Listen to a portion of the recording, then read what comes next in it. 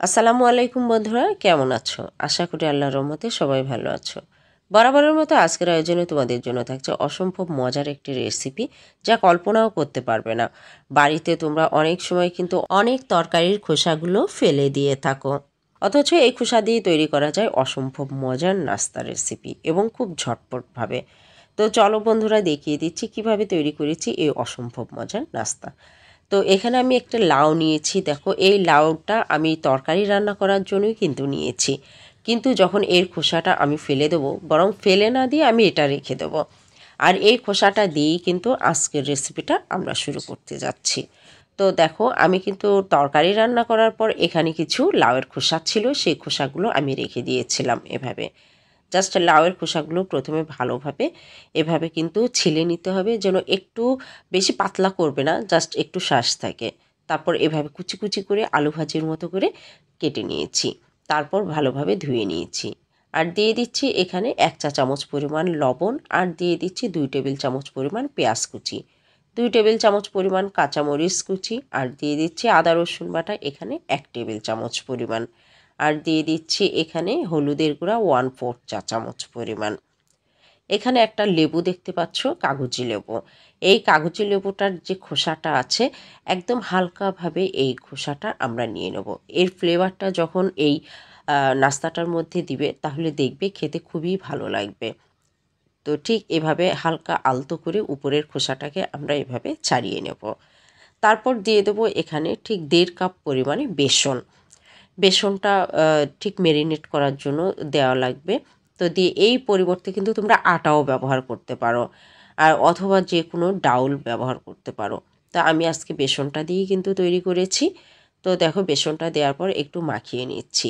আর ঠিক যেহেতু খোসা থেকে খুব একটা বেশি পানি বের হয় না, তাই অল্প একটু আমার পানির প্রয়োজন হয়েছে। এখানে আমি জাস্ট সামান্য একটু পানি দিয়েছি, হাতের মুঠোয় আন্দাজ মতো, ঠিক 2 টেবিল চামচ পরিমাণ। তো তারপর ঠিক ভালোভাবে মাখিয়ে নিচ্ছি। এরপর দিয়ে দিচ্ছি চা চামচের 6 ভাগের 1 ভাগ বেকিং সোডা, জাস্ট ক্রিস্পি হওয়ার জন্য। তো ভালোভাবে ঠিক মথে নিতে হবে, যেন মাখানোটা একদম ভালো হয়, সমস্ত উপকরণগুলো সুন্দরভাবে মাখানো হয়। তো বন্ধুরা, দেখতেই পাচ্ছ খুব সুন্দরভাবে কিন্তু আমি মাখিয়ে নিয়েছি। এরপর ভেজে নেওয়ার পালা। তো আজকে কিন্তু জাস্ট আমরা লাউয়ের খোসার পাকোড়া তৈরি করব। আর এই পাকোড়াটা খেতে যা দুর্দান্ত, বাড়িতে একবার হলেও তোমরা বানিয়ে দেখতে পারো। আশা করি আজকের রেসিপিটা তোমাদের কাছে অনেক অনেক ভালো লাগবে। তো দেখো, এভাবে জাস্ট বড়া আকারে বা পাকোড়া আকারে এভাবে নিয়ে নিচ্ছি। নিয়ে আমি কিন্তু আজকে সরিষার তেলে ভেজেছি, একদম বাঙালির খাঁটি বড়া বা পাকোড়া। সরিষার তেলে কিন্তু যে কোনো বড়া ভাজলেই কিন্তু খুবই ভালো লাগে।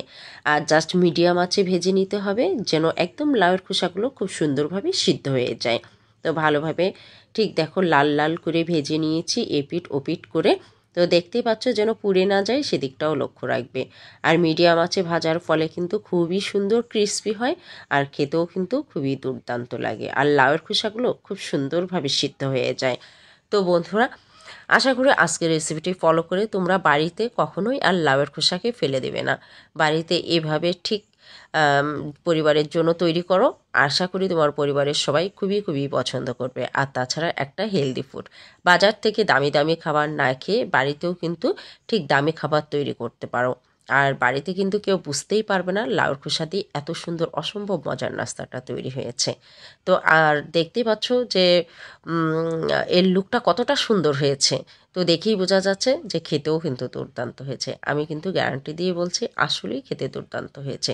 তো বন্ধুরা, আজকের ভিডিও কেমন লাগলো? যদি ভালো লাগে থাকে তাহলে চ্যানেলটিকে সাবস্ক্রাইব করতে ভুলো না, ফ্যামিলি এবং ফ্রেন্ডদের সাথে শেয়ার করো। সে পর্যন্ত ভালো থেকো, আল্লাহ হাফেজ।